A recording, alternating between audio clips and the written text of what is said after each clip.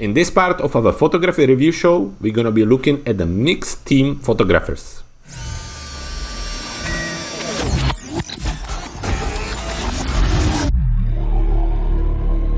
Hello everyone and welcome back to our photography review show. Here we go with another episode with a set of new photographers, new photos, and this week we have some incredible work. I've seen some beautiful photos, and now we're going to continue with the mixed team photographers. Basically those are the photographers who sent us photos with different styles, including landscapes, cityscapes, macro photography, portraits, and so on. So we couldn't really fit them in any of the brackets, so we decided that we're going to put them in this mixed team. For those who don't know me, my name is Jacob Bors. I'm a professional photographer based in the south of England in an area called West Sussex. But right now we are actually here in Greece, and we're recording this episode right here from a little place called Tolo. So we have lots of nice photos in front of us, so let's jump straight into it. But before we're going to do that, just a reminder and kind of heads up on something what's coming our way in a few weeks. We are preparing a special episode of this photography review, and it's going to be a part where we're going to be answering the question if your photo is good enough for the cover of the exclusive photography magazine. We will be taking your photos and placing them on a cover, and I will be simply telling you if yes or no your photo is ready for the photography magazine. So that is coming your way soon. Make sure you keep an eye on our website, or even better, head to our website cleverphotography.com, scroll all the way down and subscribe to our newsletter, so that way you hear all about this super cool new upcoming special of the photography review show. But now, without any further ado, let's jump straight into it. And here we are, we have 7 photographers to go through, so let's jump straight into it. So I'm sorry if I'm saying some of the names wrong, some of them are a bit foreign for me, but it's nothing personal, it's just the way I read them. So first one from Deasy Junita. So we have 3 pictures right here. It's a kind of mixture. We obviously have a little farmer here. Then we have a lovely cute capture of the sleeping cat. And then there is the kind of travel capture of some kind of mosque or kind of structure or building. Starting from the kind of first one, it is a little bit of a shame of the shape it came to us, because it brought lots of kind of artifacts and noise with it. So I'm not sure about which quality you compress it with, but it's really difficult for me to judge it. As if I would judge it based on what I'm seeing, it has a kind of lens leak, it has a lots of noise, it's not sharp, and it's really difficult for me to judge it. Although it's quite interesting scene, I think the farmer together with the birds works quite well. I can't really tell you much more. So if you have it in better quality, make sure you shoot it to us for the next episode so we can look at it.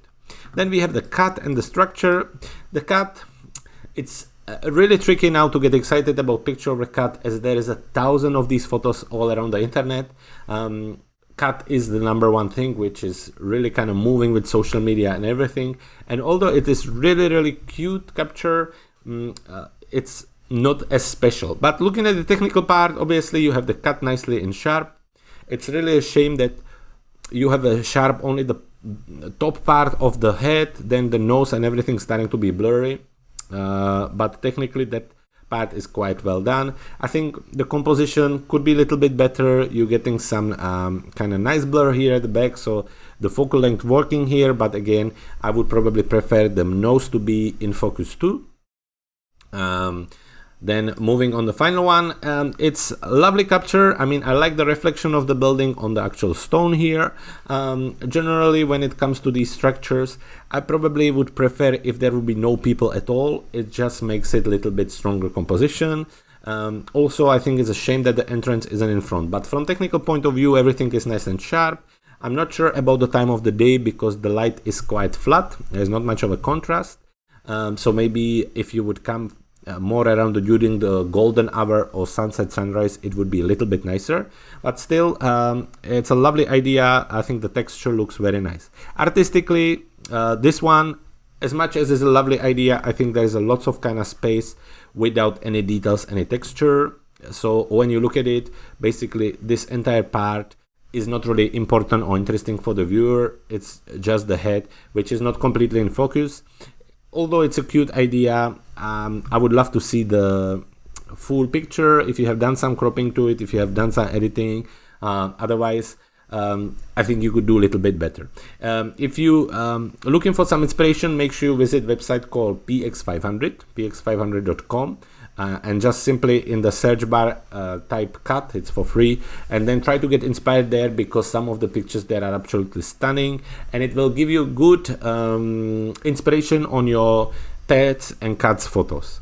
Moving on to this photo right here, when it comes to the actual artistic part of the photo, I think the composition could be a little bit stronger. I don't know how I don't really know the situation. How could you move around? I think it would be better if this would be in the center of the photo. Obviously I'm a big fan of reflection, so that works here, although the reflection isn't too strong. I think it's a little bit shame of the sign. I would be wondering if there is something you could do with it in a Photoshop or so on, and generally just move around. What my question would be, if you would have a time, or if you have other captures from this location, send them over and we can look at them and see if there are other parts we could maybe edit or review and tell you more feedback on. When it comes to post-processing, I think everything looks nice and straight, but you could obviously bring up some of the reflection by maybe using a brush and with a little bit of exposure, just to kind of highlight the actual reflection of the building inside of this stone. Then you could use some other gradients to maybe close the viewer's eyes and bring more attention towards the reflection itself. You could then use like a circle gradient again to just add more glow. You could also look if you could maybe add a little bit of warmth right here, not too much, maybe more, just something like this, and so on. So anyway, the idea is there in both of the photos, in actually all three of photos. I think technically you're there, you have the idea, but I think now it's time to work on your composition to get some inspiration. Anytime you visit a place like this, which is well known, try to search it on Google, look at how other photographers capture it, and try to get inspired by them. Moving on, the next photographer, Eugenie, you have sent us several photos last week, and again many photos this week. I already confirmed last week that you are incredible macro photographer and flower photographer and animal photographer, so we don't have to get through that. I think your pictures are stunning. So I thought what would be more interesting for you this week is I pick few pictures where I think you could do a little bit better. So few points for different pictures. So for this one right here, stunning sky, beautiful leading line, beautiful kind of skyline of the city. What's wrong on this photo, I think, is the foreground element, which is way too big. It takes too much attention away from the city. In fact, I think it would be probably better without it and just use the bridge as a leading line. Otherwise, it's beautiful. I wonder if you could do also a little slow exposure here, maybe to flatten the water a little bit to take away the texture from the water. So that's on this one. On this one, just looking at the actual picture, I can see lots of halos around the actual like branches and leaves, and you can see it in the middle even more. And although it's quite nice black and white, looking at your other stuff, it's not the top. I think what generally these halos show is too much of the post-processing. When you really push it, you get these kind of artifacts, and I think it's just a little bit of a shame. Moving on the next photo, the cut here, I know definitely that you can capture beautiful wildlife photos that you show with the kind of squirrels and everything.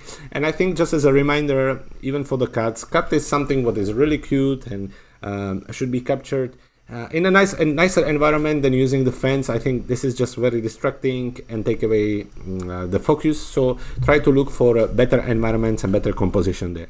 And finally on this one, I was just thinking that first it's a little bit busy, and then some parts are kind of blurry, which I think is a shame. So you could do a little bit better on this one as well. But in overall, Evgeny, thank you very much again for your photos.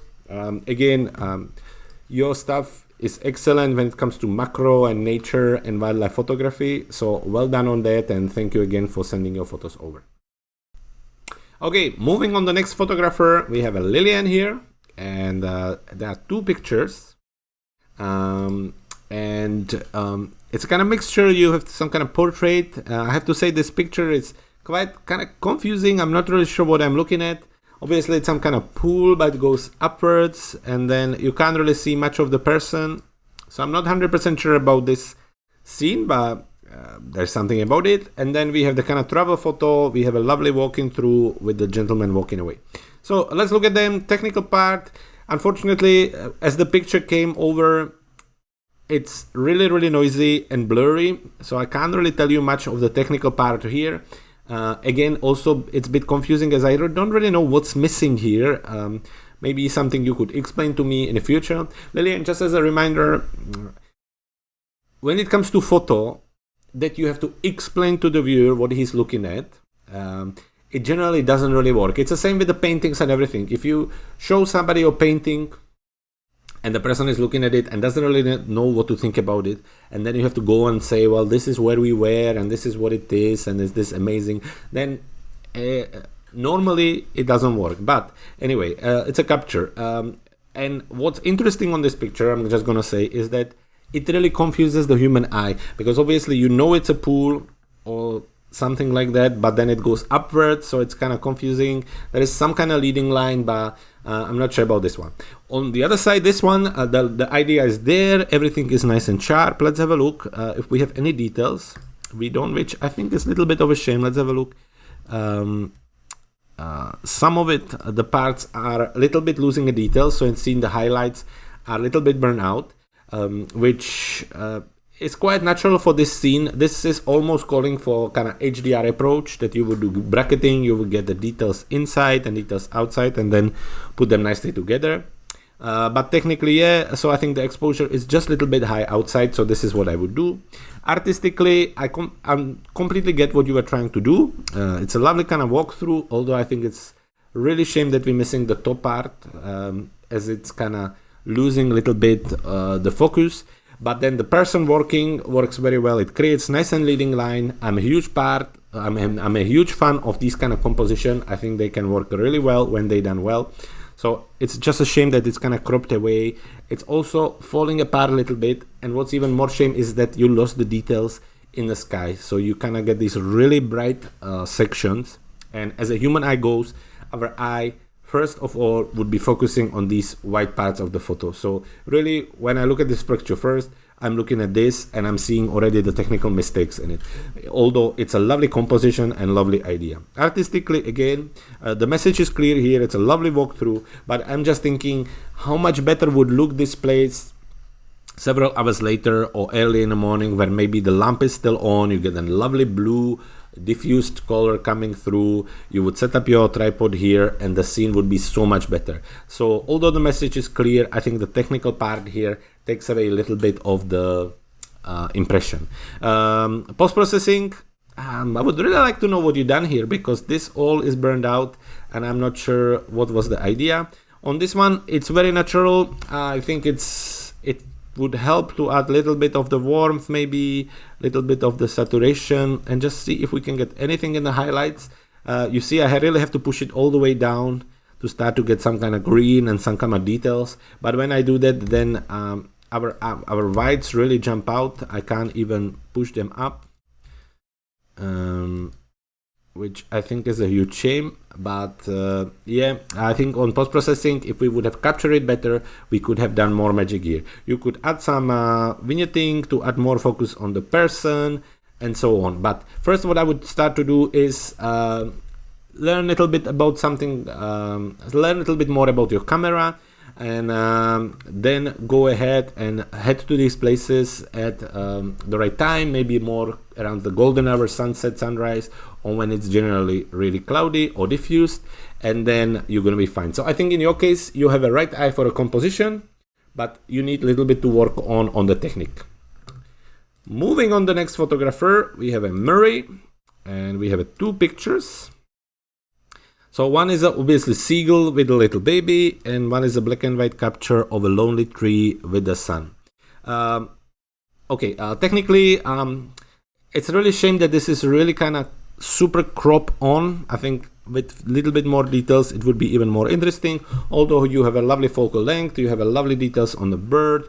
The back is blurry, but not too blurry, so that's quite all right. The exposure is working, nothing is really the highlights, shadows works very well here, so that's fine. On this one, you're getting the artifacts from the lens, the kind of lens leak, which is a little bit distracting. I think this is probably straight on, full on during the day when the sun is full on. This is maybe why it's also turned to black and white. You get lots of details in the water. So I don't know how much is there detail in the actual sun.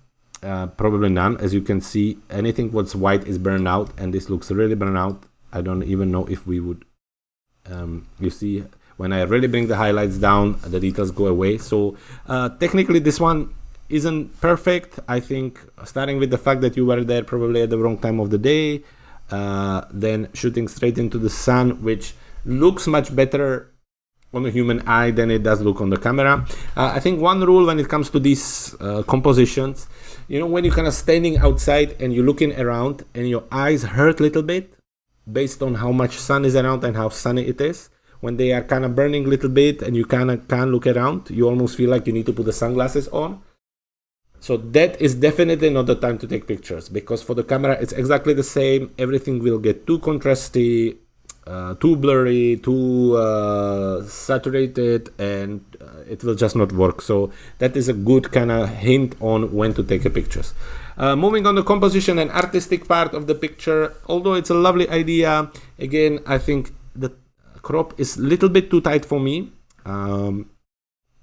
But as a little part of series, maybe if you would have 4 or 5 pictures of the bird all together and then this bird, it would probably work. On this one, I'm not 100% sure about it. I get what you're trying to do, and I think it's a lovely try, but it's just not working. It's way too contrasty. I think there is lots of noise coming from the actual lens because there is too much sun coming into it. Then there are lots of dark areas here which you can't recognize, so it doesn't create enough contrast. Also the crop, obviously the sun is way too high, so there is this kind of empty space between the tree and the sun. This would probably look quite nice if you would simply just crop it like something like this. And maybe like this, and suddenly you have whole new photo, so much better. The sun can go away, the tree is nice and contrasty on the bright background at the back, and it works much better than what you done earlier. Anyway, Marie, thank you so much. When it comes to post-processing, I think this one is a little bit on a green side for me, although they should be white. So if I use this little picker and touch the animal, the real color should be something like this. Obviously this can be done through color and the picker, and then that's more the natural color. So as you can see, you had a lot of green in and a little bit too much of a blue. You could done a little bit more vibrance, and you could done little extra texture, and you could add a little bit of the vignetting to focus more on the birds, and that would work quite well. And in this case, the black and white actually works quite well for me here. I mean, you could do a little bit more dodge and burn in a kind of Ansel Adams style. Maybe something like this to add even more contrast behind the tree. You could add gradient at the top to close the picture, to do something like this. And that's maybe it. So, Murray, thank you very much for joining us. Send us more pictures next week. I can't wait to see them. And we're moving on to the next photographer. Samil, 2 pictures, both of them completely different, and both of them very pretty. I mean, I love this portrait. I think it's super well done. The lighting is great. The composition is great. I really don't have much to add to it. This one is very interesting. I think the composition is lots of fun, and it's just completely different. So looking at the portrait, technically super well done. Everything in focus. From what I can see, let's see if we can see. Obviously, it seems that this maybe was mobile phone, and this just shows the Canon. So it's a little bit of a shame that it's on a smaller size, so I can't really see too much of the sharpness, but it looks sharp. The exposure is lovely. The light, whatever you use, if it's a kind of still light or flash, it really works. There's a lovely light coming from behind the girl, and it just works for me. On this one, yeah, it's more kind of like This is more like a social media or advertise or lifestyle shot. It works, it's all sharp, it's very nice. There is a lovely contrast created between the texture and the black side. It almost looks like a face, but we're gonna keep focusing on this one. Clear message. I quite like the actual face of the girl, how she's kind of posing, the posture is great, and it's just a lovely picture altogether. I don't have much Samil to add to it. Well done on this one, well done on this capture. And just a reminder, we're gonna do this show where we're gonna be looking at the cover of the magazines, and if your pictures could be on the cover, I think this is one of the pictures you should definitely send to this part. It's coming in a few weeks, keep an eye on it, because this would look great on the cover of the magazine. So thank you so much, and I hope to see more pictures in the future. Moving to Steiner. Steiner, I saw that you sent us 2 pictures, although one of them was the same like last week, so I will just review this one for you. So we have more landscape, and let's have a look at it from the technical part. Just like last week, I think it works. Everything is focus. Obviously, your style, nice drama created by the texture in the sky. The exposure is great. The highlights, the shadows really work. Moving on the artistic part, the composition. There's a lovely leading line with the bridge, so that works very well. Obviously, it kind of opens up the picture. It leads you in the center of the photo, where you also created a nice contrast in the sky with the white focus right there, so that works. I think artistically, if it could be without a person, it would be better. Similar like last week, when you send the picture, I think the person doesn't need to be there. It doesn't add anything to the story, unless it would be kind of walking away, or it doesn't need to be there. And then 2 points, just as a reminder, like I always say when it comes to landscape photos, look at this structure here and this tree here. These elements, when they show just very partially and don't really, you as a viewer, you don't really see what it is, they are just distracting the viewer. If, for example, this part wouldn't be there, and that would have to be done through Photoshop, or maybe you moving around with your camera, it would be so much better. And similarly here, this whole part doesn't really need to be there. You could just really simply crop it away, and in general you could do a little bit stronger composition to create maybe something like this, and it's so much better because we lose these kind of elements which are just confusing for the viewer. But in overall, you know, I really like this picture. It's nice and dramatic, and it's really kind of my style. I like it a lot. So just a few things: try to avoid these elements which only partially show on the photo. Try to stay away from people who do not bring any extra meaning to the actual photo.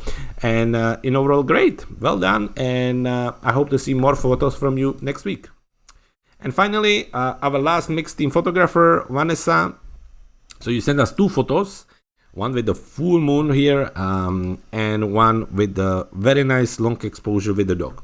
So technically, obviously, they look both like a comp site. They look like you added the dog later, and same here with the moon. It looks like it's been added later, but otherwise, technically, this is a lovely scene.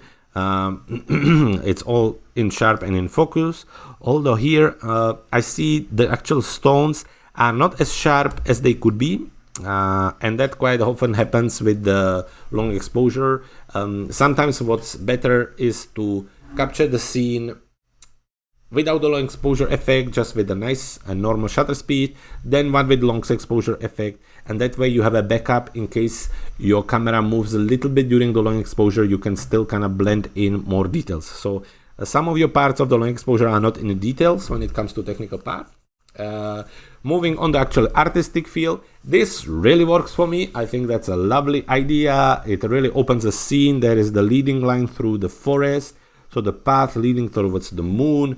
The blue works really well. You get the kind of frame in frame created by the trees, and it works very well, Vanessa. I like this one when it comes to artistic part. Even the composition seems to be fine. It's really shame that you can't kind of place the moon in the middle, because it would make the composition even stronger.